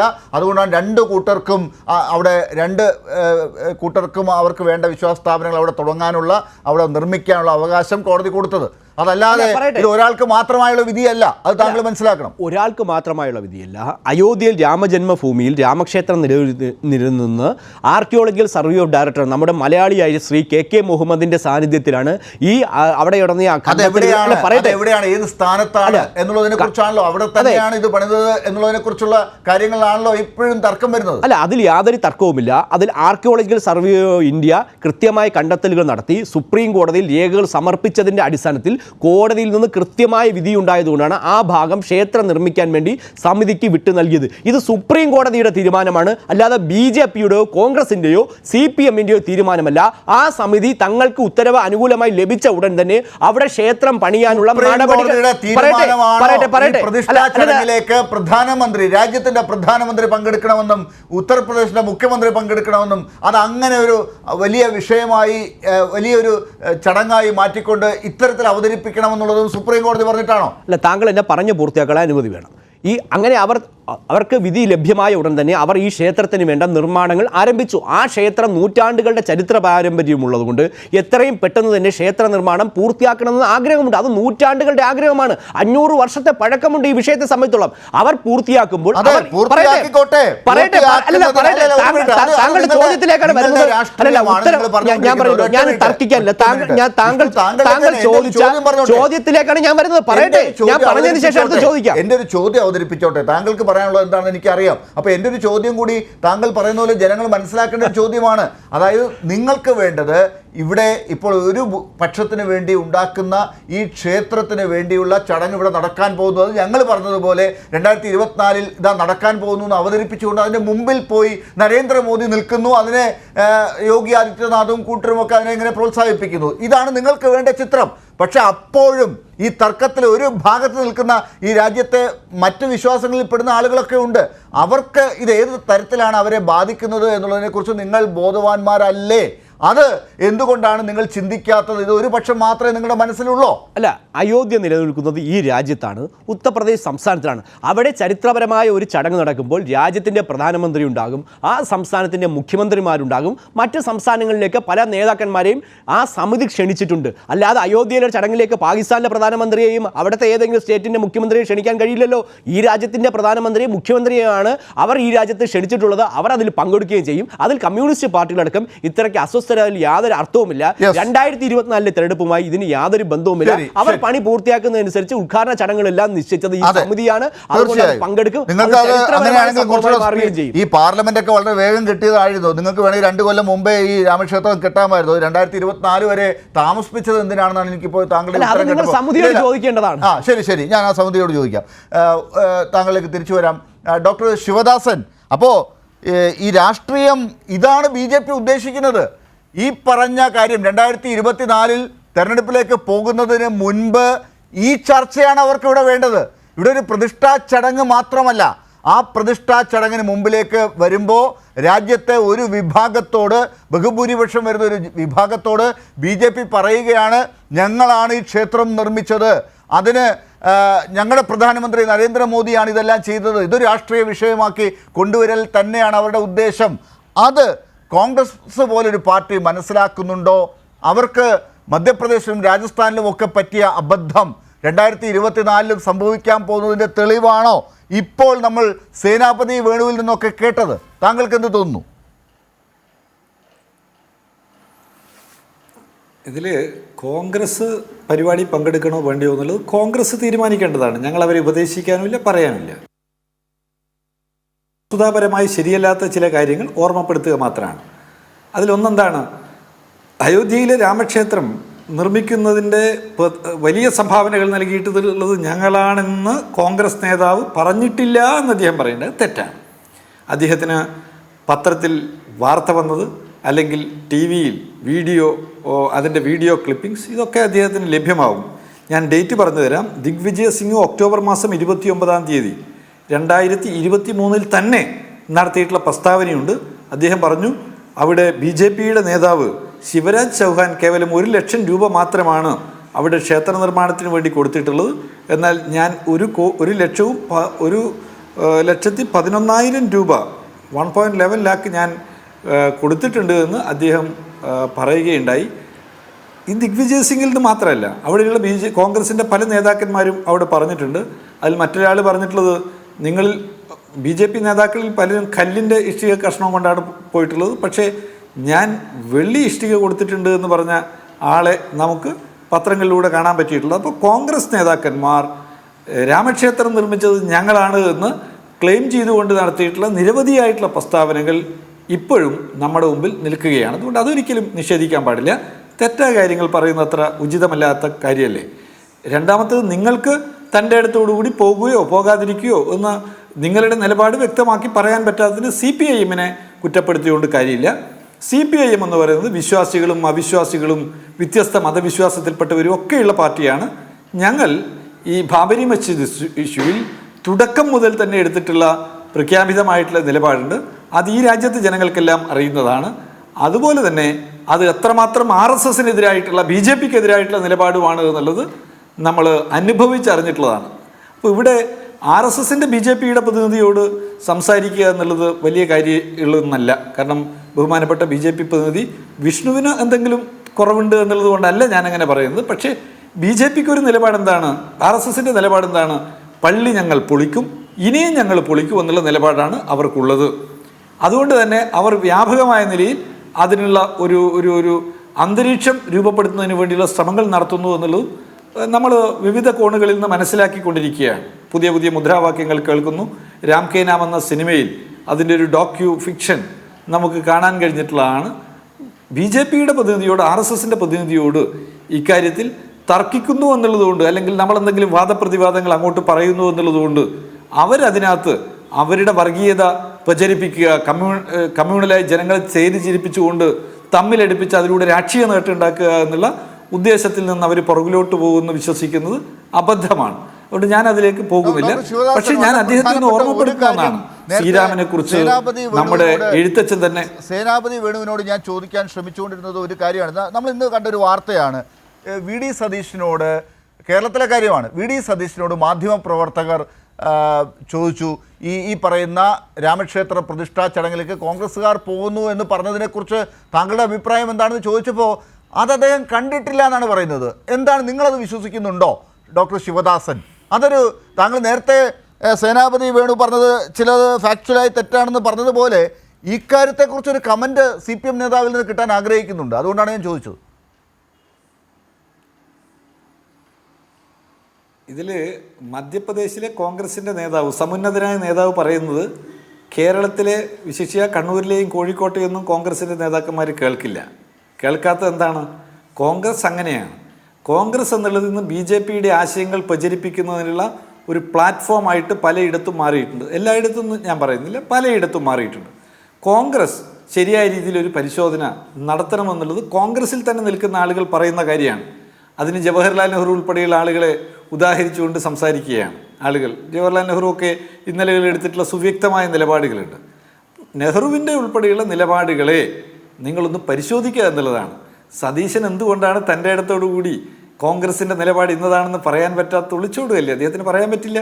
പറയാൻ പറ്റാത്തത് മുസ്ലിം ലീഗിന് അതിലുള്ള നിലപാടെന്താണ്, UDFിലെ തന്നെ മറ്റ് ഘടകകക്ഷികൾക്കുള്ള നിലപാടെന്താണ് എന്നൊക്കെ അദ്ദേഹം ആലോചിച്ചിട്ടാണോ ഭയന്നിട്ടാണോ എന്നൊന്നും എനിക്കറിയില്ല. പക്ഷേ എന്ത് അത്രയ്ക്ക് ഭീരുവാണോ VD സതീശൻ? അങ്ങനെ കാണുന്നുണ്ടോ ഡോക്ടർ ശിവദാസൻ? നിലപാടുകൾ പറയാനുള്ള ചങ്കുറപ്പുണ്ടാവുക.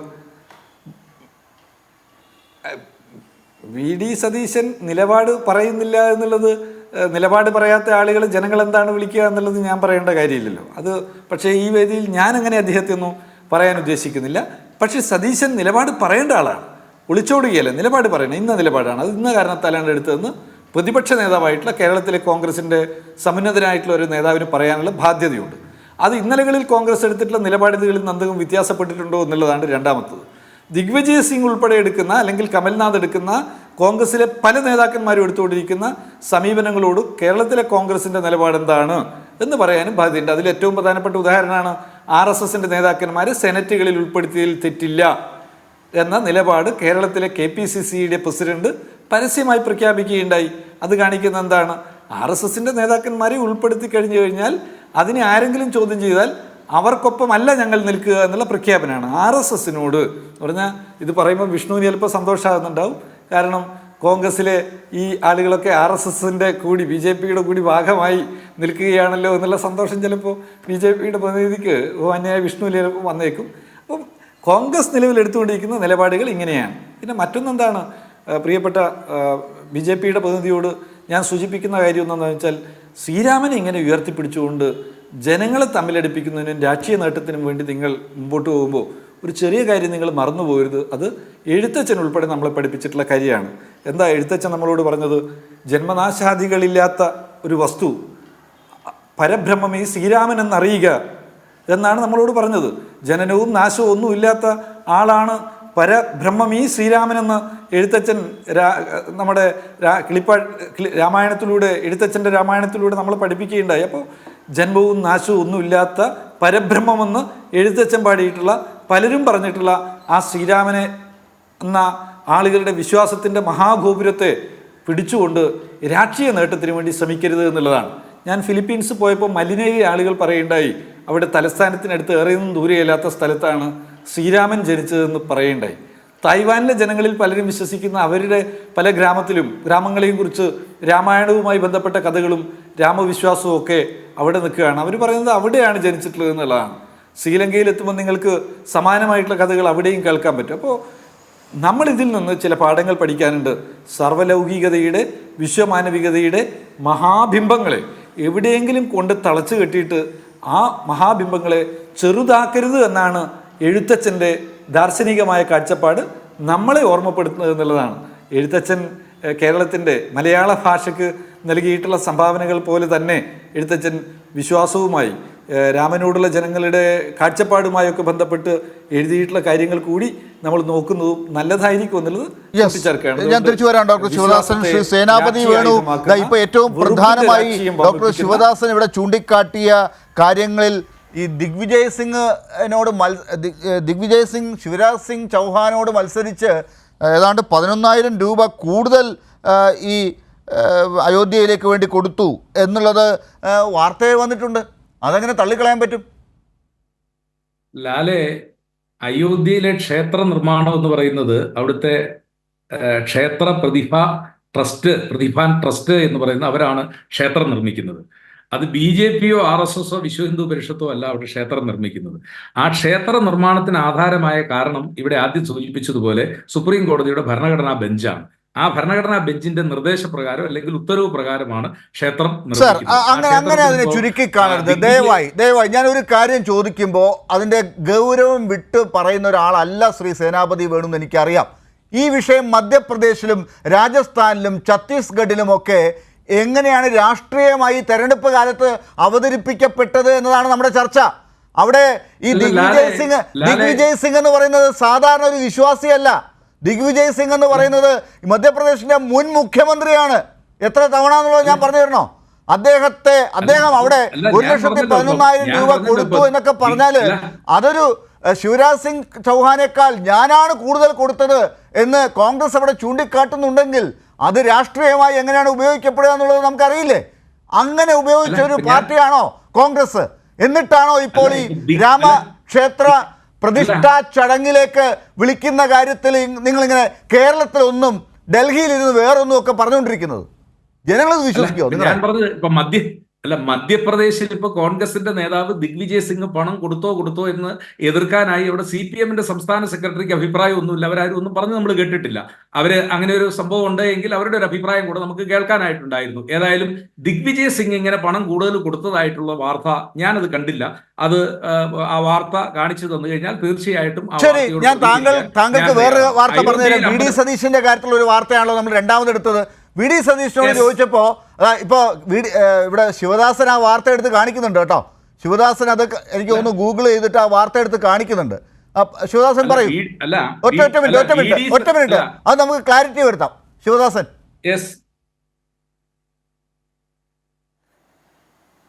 ഇന്ത്യൻ എക്സ്പ്രസ്, ഡേറ്റ് ഒക്ടോബർ മാസം 29-ാം തീയതി. ആ വാർത്ത ഞാൻ ഇപ്പോൾ തന്നെ എടുത്തു വെച്ചിട്ടുണ്ട്. എൻ്റെ പിന്നെ ഈ കാണുന്നുണ്ട് ഇന്ത്യൻ എക്സ്പ്രസിന്റെ വെബ് പേജ് ആണ്. അതിനകത്ത് ദിഗ്വിജയ് സിംഗിന്റെ ഫോട്ടോ കാണുന്നുണ്ട്. അതിൽ ടൈറ്റിൽ നമുക്ക് വായിക്കാൻ പറ്റും. ഞാൻ അത് തന്നെ സ്ക്രീനിൽ നിന്ന് നോക്കുമ്പോൾ തന്നെ എനിക്കത് കാണാൻ പറ്റുന്നുണ്ട്. I am a good friend, അങ്ങനെ എന്താണ് കാണുന്നത്.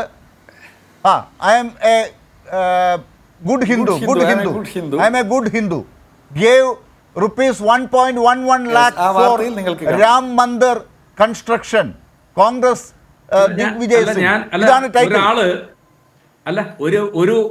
ഹിന്ദുസ്ഥാൻ ടൈംസ് ആണ്. ഹിന്ദുസ്ഥാൻ ടൈംസ് അല്ലെങ്കിൽ മധ്യപ്രദേശിന്റെ മുൻ മുഖ്യമന്ത്രി ആയിരുന്ന ഒരാള്, ഞാനൊരു ഗുഡ് ഹിന്ദു, ഞാനൊരു നല്ല ഹിന്ദു, ഒരു സനാതന ഹിന്ദു, ഞാൻ രാമക്ഷേത്രത്തിന്റെ നിർമ്മാണത്തിന് വേണ്ടി ഇത്ര രൂപ സംഭാവന ചെയ്തിരിക്കുന്നു എന്ന് അദ്ദേഹം പറയുന്നത്, അതിനകത്ത് എന്താണ് തെറ്റിരിക്കുന്നത്? അതെ, അത് തന്നെയാണ് സാർ ഞാൻ പറഞ്ഞത്. ഞാൻ ഇത് താങ്കളോട് അങ്ങോട്ട് ചോദിച്ചപ്പോൾ താങ്കൾ പറഞ്ഞു ഞാൻ ഇത് കേട്ടിട്ടേ ഇല്ല. താങ്കൾക്ക് നേരത്തെ പറഞ്ഞാൽ പോരായിരുന്നോ? ഞങ്ങൾ നല്ല ഹിന്ദുക്കൾ ഇങ്ങനെയൊക്കെയാണ് ഞങ്ങളുടെ ഇടയിൽ ചെയ്യുന്നതെന്ന് അങ്ങ് പറഞ്ഞാൽ പോരായിരുന്നോ? അങ്ങ് അതിനെ എതിർത്തപ്പോഴാണ് ഞാൻ വീണ്ടും ശിവദാസൻ തെളിവും കൊണ്ടുവന്നത്. ഓക്കെ, മനസ്സിലായി. അപ്പൊ നിങ്ങളുടെ നല്ല ഹിന്ദുക്കളായിട്ടുള്ള ആളുകളൊക്കെ മധ്യപ്രദേശിലെ മുഖ്യമന്ത്രിയോ മുൻ മുഖ്യമന്ത്രിയോ ആയിരുന്ന ആളുകളൊക്കെ മധ്യപ്രദേശിൽ മന്ത്രിപദങ്ങളൊക്കെ അലങ്കരിച്ചിരുന്ന ആളുകളൊക്കെ അവിടെ മത്സരിക്കുകയാണ് നല്ല ഹിന്ദു ആണെന്ന് തെളിയിക്കാൻ വേണ്ടി. അതാണ് ഇവിടെ തെരഞ്ഞെടുപ്പിൽ നിങ്ങൾക്ക് കിട്ടിയ തിരിച്ചടി.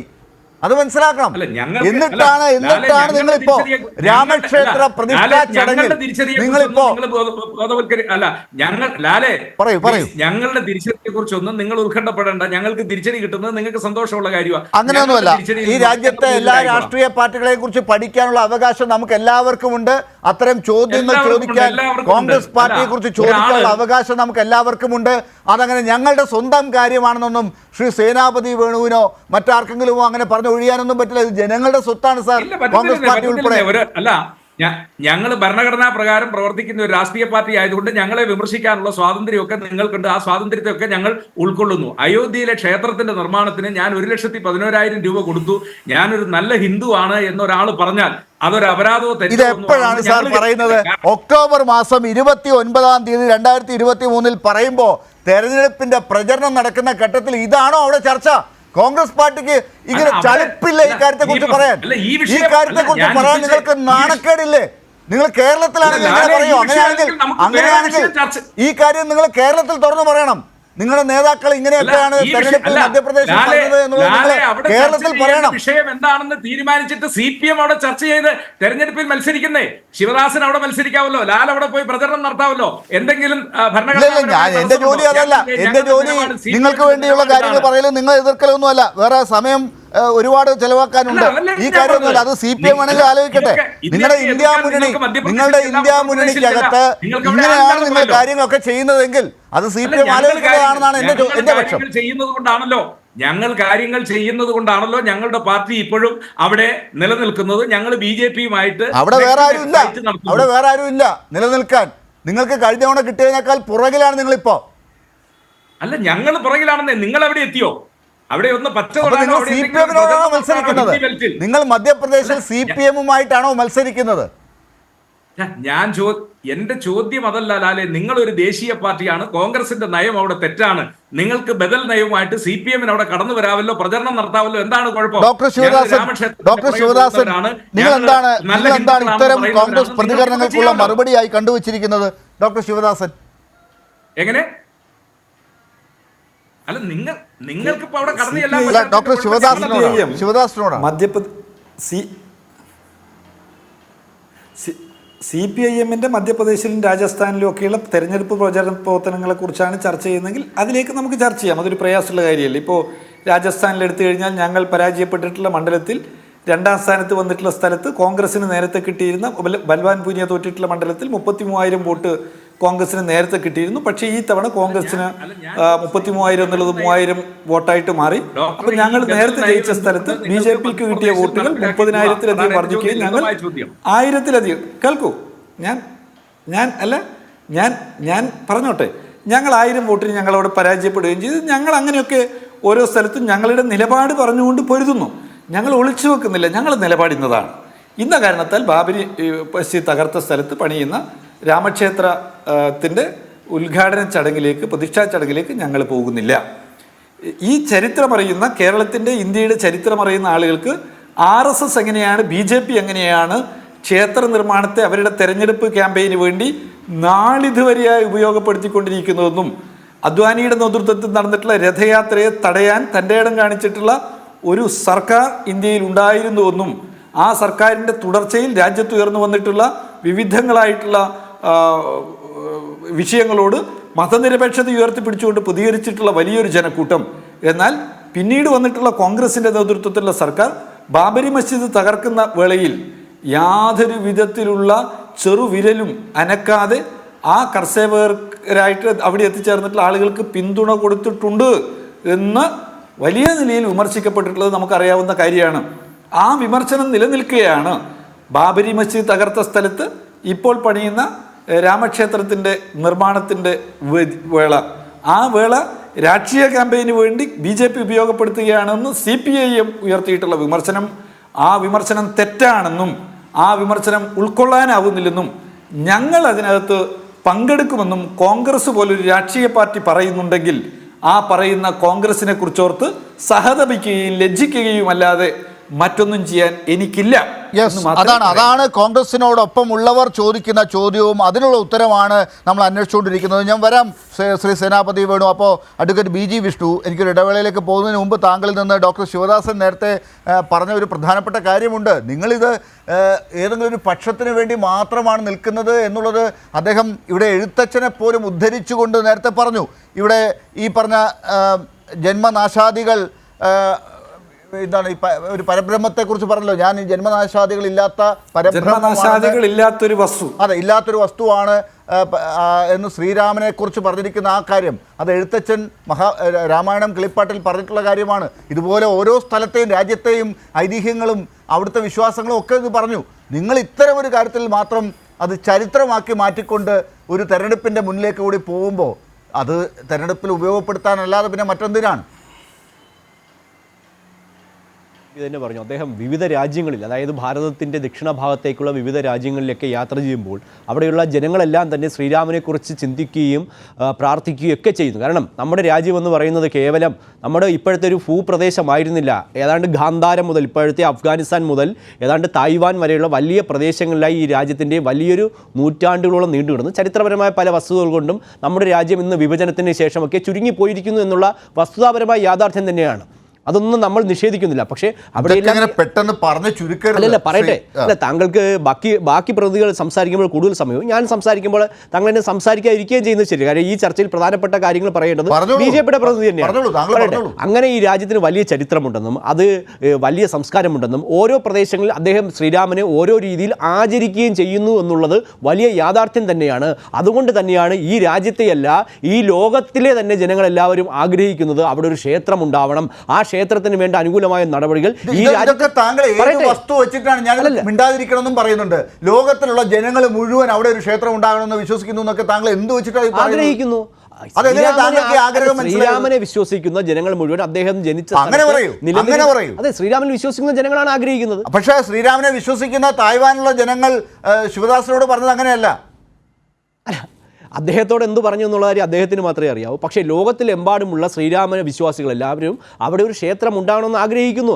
ആ ക്ഷേത്രം വരണമെന്ന് ഇവിടുത്തെ സുപ്രീം കോടതി പറഞ്ഞു. കാരണം ആ സുപ്രീം കോടതി എന്താണ് ഈ രാജ്യത്തിലെ ജനങ്ങളുടെ വികാരങ്ങളും വിശ്വാസങ്ങളും സുപ്രീം കോടതി അങ്ങനെ ഒരു ക്ഷേത്രം വരണമെന്ന് നിർബന്ധിച്ച് പറഞ്ഞതുകൊണ്ടല്ല സാർ ഇങ്ങനെ ദുർവ്യാഖ്യാനം ചെയ്ത. ഞാൻ ഒരിടത്തും ദുർവ്യാഖ്യാനം ചെയ്തില്ല. ഈ രാജ്യത്തിൻ്റെ ജനങ്ങളുടെ തീരുമാനമാണ്, അവരുടെ ആവശ്യമാണ് എന്നുള്ള കൃത്യമായ തീരുമാനമുണ്ട്. അതിന് ചരിത്രപരമായ വലിയൊരു സാഹചര്യം നമ്മുടെയൊക്കെ മുന്നിലുണ്ട്. ഞാൻ പിന്നെ ആ പുറകിലുള്ള വസ്തുക്കളിലേക്കൊന്നും കൂടുതൽ പറഞ്ഞ് ഞാൻ പോകുന്നില്ല. ഒരുപാട് കേസുകൾ സുപ്രീം കോടതിയിൽ ജയിക്കുകയും തോക്കുകയും ചെയ്യുന്നുണ്ട്. അതിൽ എല്ലാ കേസുകളുടെയും ഭാഗത്ത്, ജയിക്കുന്ന കേസുകളുടെ ഭാഗത്ത് ഈ സർക്കാരിന്റെ പ്രതിനിധികൾ പ്രധാനമന്ത്രിയൊക്കെ പോയി നിന്നാണോ അത് നടത്തി കൊടുക്കുക? പ്രധാനമന്ത്രിക്ക് പോകാൻ പാടില്ല എന്നാണ് താങ്കൾക്ക് ഇത്ര പ്രിവാശി?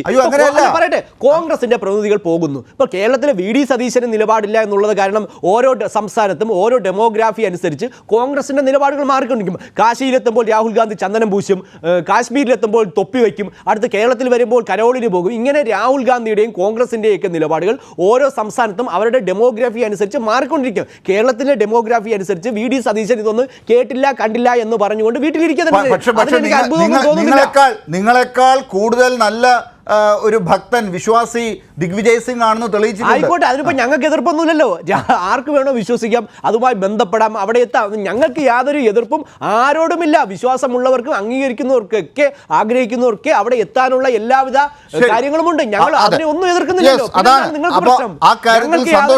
ആരോടുമില്ല. തീർച്ചയായും രാഹുൽ ഗാന്ധി വന്നാലും ദിഗ്വിജയ് സിംഗ് വന്നാലും അവിടെ സ്വീകരിക്കണമെന്നുള്ള അഭിപ്രായമാണ് ഭാരതീയ ജനതാ പാർട്ടിക്കുള്ളത്. തീർച്ചയായും ഇതാണ് നേരത്തെ ശിവദാസൻ പറഞ്ഞത്. ഈ സെനറ്റിന്റെ കാര്യത്തിൽ ഗവർണർ എടുത്ത നിലപാടിനോട് BJP-ക്കാരൊക്കെ അവിടെ പോയതിനോട് സന്തോഷമുള്ള കോൺഗ്രസ്സുകാരും ഉണ്ട് എന്ന് പറഞ്ഞു. അത് വിഷ്ണുവിനും അല്പം സന്തോഷം ഉണ്ടാക്കുന്ന കാര്യമായിരിക്കും. നിങ്ങൾക്ക് അങ്ങോട്ടും ഇങ്ങോട്ടും സന്തോഷം ഉണ്ടാക്കുന്ന കാര്യങ്ങളാണെന്നുള്ളത് മറ്റൊരു അർത്ഥത്തിലാണ് ശിവദാസൻ നേരത്തെ പറഞ്ഞത്. ചർച്ചയുടെ അവസാന ഘട്ടമാണ്. വിഷ്ണു, നമുക്ക് 2 മിനിറ്റാണ് കിട്ടുക ഈ കാര്യത്തിൽ.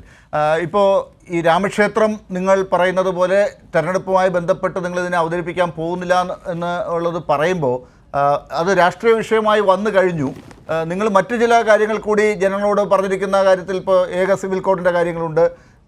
അതുപോലെ മറ്റ് തരത്തിലൊക്കെ നിങ്ങൾ പറഞ്ഞ് പ്രചരിപ്പിച്ചുകൊണ്ടിരുന്ന വാഗ്ദാനങ്ങളായി നൽകിക്കൊണ്ടിരുന്ന കാര്യങ്ങളൊക്കെ ഒരു പ്രത്യേക സമൂഹത്തിനെ മാത്രം, നിങ്ങളുടെ മുമ്പിലേക്ക് വോട്ടർമാരെ മാത്രം കണ്ടുകൊണ്ടുള്ള കാര്യങ്ങളാണ് എന്ന വിമർശനത്തോട് എന്ത് പറയും? അല്ല, ഞങ്ങൾ ഈ രാജ്യത്ത് എല്ലാ വിഷയങ്ങളും ചർച്ച ചെയ്യപ്പെടും. നമ്മുടെ ജനാധിപത്യ രാജ്യമാണ്. ഈ രാജ്യത്ത് രാമക്ഷേത്രത്തെക്കുറിച്ചുള്ള പോസിറ്റീവായും നെഗറ്റീവായും ഒക്കെ ചർച്ചകളിൽ ജനങ്ങൾ പങ്കാളിയാകും. അതിൽ യാതൊരു തടസ്സവുമില്ല. അത് എല്ലാവരുടെയും അഭിപ്രായമാണ്. അത് ഞങ്ങൾ കേൾക്കും. അത് ഏക സിവിൽ കോഡിനുണ്ടാകും, ജനങ്ങളുടെ തൊഴിൽ ലഭ്യതയെപ്പറ്റി ഉണ്ടാകും, രാജ്യത്തിൻ്റെ വികസനത്തെപ്പറ്റി ഉണ്ടാകും, തൊഴിൽ ലഭ്യതയെപ്പറ്റി ഉണ്ടാകും, ആരോഗ്യ മേഖലയിലെ നേട്ടങ്ങളെപ്പറ്റി ഉണ്ടാകും, തൊഴിൽ നൽകിയതുമായി ബന്ധപ്പെട്ട വിഷയങ്ങളുണ്ടാകും, ബാങ്കുകളുടെ പ്രവർത്തനങ്ങളെപ്പറ്റി ഉണ്ടാകും. ഇങ്ങനെ രാജ്യത്തിൻ്റെ സകല മേഖലയിൽപ്പെട്ട വിഷയങ്ങളെപ്പറ്റി അനുകൂലിച്ചും പ്രതികൂലിച്ചും ആവശ്യം എല്ലാം തരത്തിലുള്ള ചർച്ചകൾ ഈ രാജ്യത്തുണ്ടാകും. അത് ജനാധിപത്യത്തിന്റെ പക്ഷേ സ്വീകാര്യതയാണ്. ഡോക്ടർ അതിൽ ഇന്ന ശിവദാസൻ വിഷയം നേരത്തെ ചർച്ച ചെയ്യപ്പെടാൻ ചൂണ്ടിക്കാട്ടിയത് തൊഴിലില്ലായ്മയെക്കുറിച്ചോ അതല്ലെങ്കിൽ യാത്രക്കാർ അനുഭവിക്കുന്ന ട്രെയിൻ യാത്രയുമായി ബന്ധപ്പെട്ട പ്രശ്നങ്ങളെക്കുറിച്ചോ ഒന്നും നിങ്ങളുടെ ചർച്ചയിലേക്ക് വരുന്നില്ല. അല്ല, ഈ ഒരു ഏറ്റവും ഉദാഹരണം, ഈ ട്രെയിൻ യാത്രയെക്കുറിച്ചുള്ള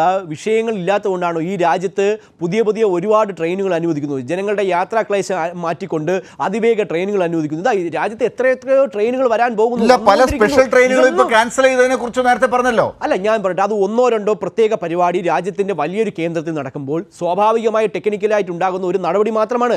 രാജ്യത്തെ ജനങ്ങളുടെ യാത്രാ ക്ലേശം പരിഹരിക്കാൻ അതൊരു സർക്കാർ പരിപാടി അല്ലല്ലോ, സർക്കാർ പരിപാടി അല്ലല്ലോ. അപ്പൊ അതിനകത്ത് നിങ്ങൾ എന്തിനാണ് ഇത്ര കൂടുതൽ ഇവിടെ ഓടിക്കൊണ്ടിരുന്ന ചരിത്രപരമായ ആളുകൾ ഉപയോഗിച്ചുകൊണ്ടിരുന്ന ട്രെയിനുകളൊക്കെ നിങ്ങൾ നശിപ്പിക്കുന്നത് എന്തിനാണ്? അല്ല, കേരള മുഖ്യമന്ത്രി നവകേരള യാത്രയുമായി ബന്ധപ്പെട്ട് വരുമ്പോൾ വഴിയെല്ലാം പോലീസുകാർ എന്തിനാണ് ബ്ലോക്ക് ചെയ്ത് മുഖ്യമന്ത്രിയുടെ വാഹനം മാത്രം പോകാൻ അനുവദിച്ചത്? അപ്പൊ നിങ്ങൾ അതിനെ എതിർത്തില്ലേ?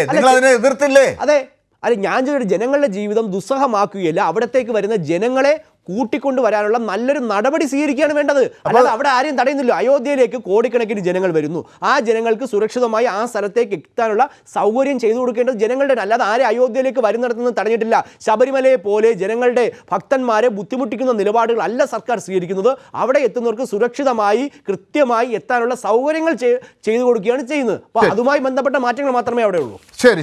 ശ്രീ സേനാപതി വേണു, നിങ്ങൾക്ക് ഏറ്റവും വലിയ പ്രശ്നം ആകാൻ പോകുന്നത് ഈ കാര്യത്തിൽ നിങ്ങൾ എടുക്കുന്ന ഒരു സംഘടനാപരമായ നിലപാട് വൈകുന്നു എന്നുള്ളതാണ്.